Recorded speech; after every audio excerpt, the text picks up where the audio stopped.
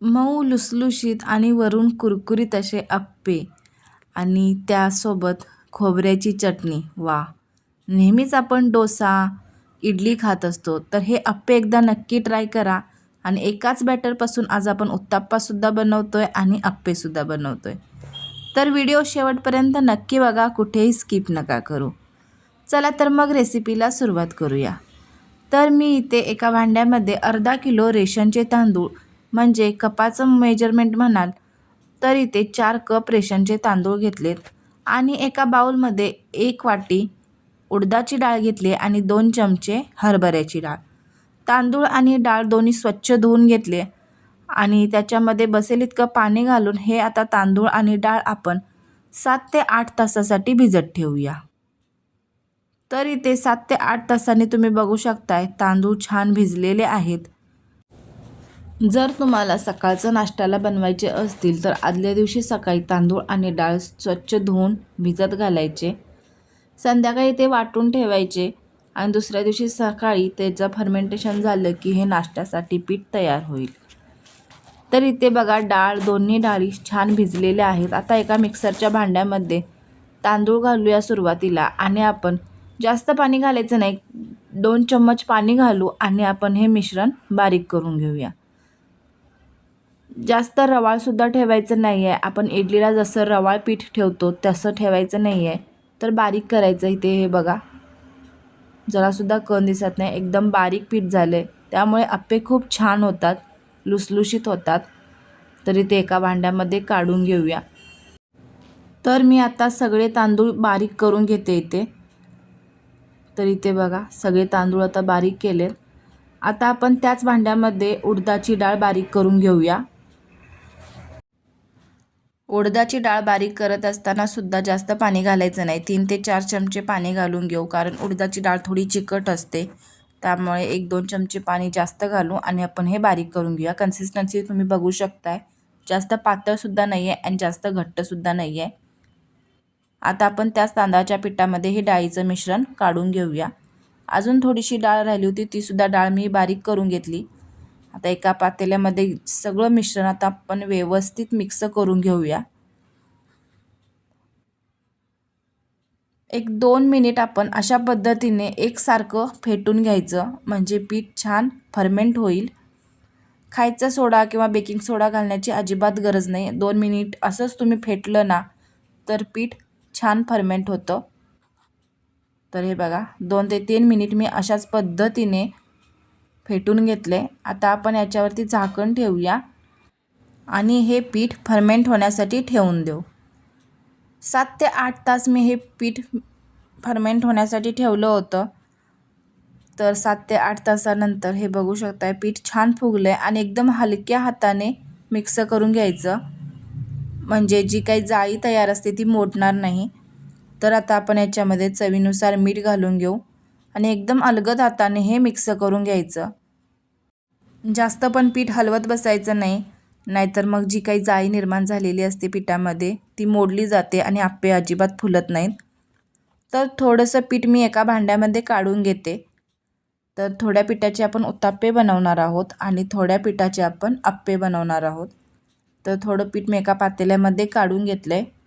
आता एका पातेल्यामध्ये आता आपण जे अप्पे बनवणार आहे त्या पिठामध्ये बारीक चिरलेला कांदा, बारीक चिरलेली मिरची आणि बारीक चिरलेला टोमॅटो घालून घेऊया. तुम्ही गाजरसुद्धा वापरू शकताय, गाजर, शिमला मिरची वगैरे. तर या तिन्ही गोष्टी मी याच्यामध्ये घालून घेतलेत. आता आपण हे मिक्स करून घेऊया. आणि कन्सिस्टन्सी तुम्ही बघू शकताय, जास्त पातळसुद्धा झालेलं नाही आहे आणि जास्त घट्टसुद्धा नाही आहे. हे पीठ बरोबर आहे अशा पद्धतीचं. तर चला आता अप्पे बनवूया. तर गॅसवर मी अप्पे पात्र ठेवलं. हे अप्पे पात्र भिडाचं आहे. भिडाच्या अप्पे पात्रामध्ये अप्पे खूप छान होतात. पहिली बॅच थोडीशी चिकटू शकते, म्हणून मी अशा पद्धतीने व्यवस्थित सगळ्या मोल्डला तेल लावून घेतलं आहे.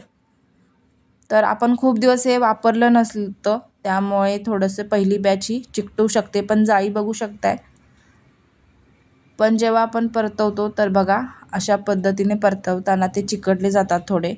काही हरकत नाही, पहिली बॅच थोडीशी चिकटू शकतेच, पण आपण दुसऱ्यांदा जेव्हा परत करू तेव्हा ते खूप छान होतात. हे बघा, पहिली बॅच पूर्णपणे निघाली पण थोडीशी चिकटली होती, ती तुम्हाला मी दाखवलंच. आता दुसरी बॅच आपण घालून घेऊ. थोडंसं तेल लावलं प्रत्येक मोल्डमध्ये.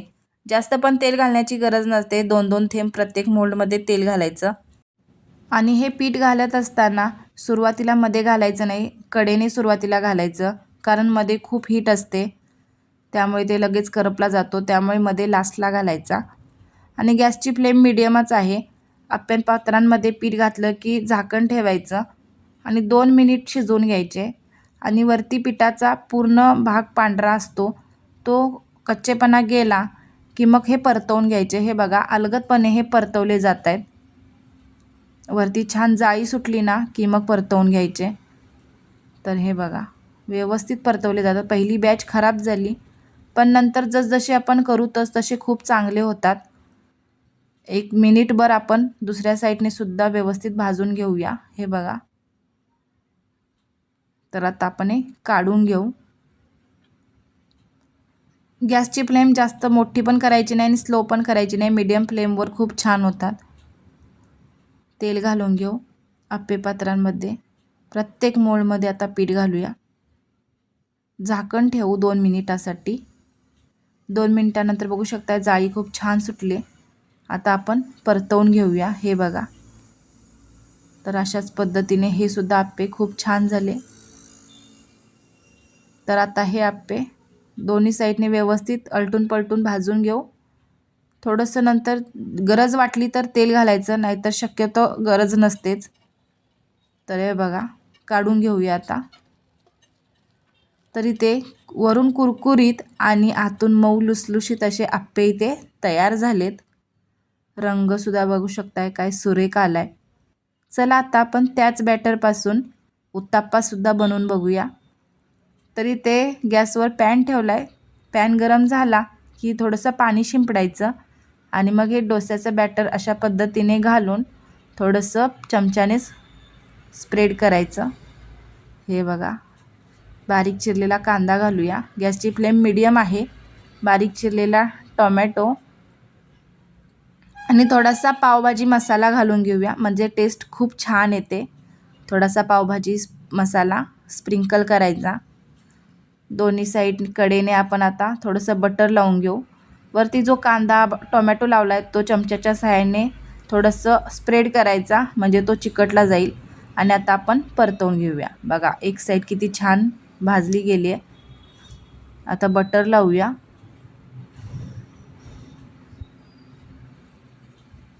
तर आता परतवून घेऊ. बघा, मस्त तयार झाला आहे. उत्ताप्पासुद्धा मऊ लुसलुशीत झाला आहे. आता आपण एका प्लेटवर काढून घेऊ. दुसरा उत्ताप्पा पण तशाच पद्धतीने बनवून घेऊया. तरी ते उत्ताप्पासुद्धा तयार झालेत. खूप छान झाला आहे हा उत्ताप्पासुद्धा.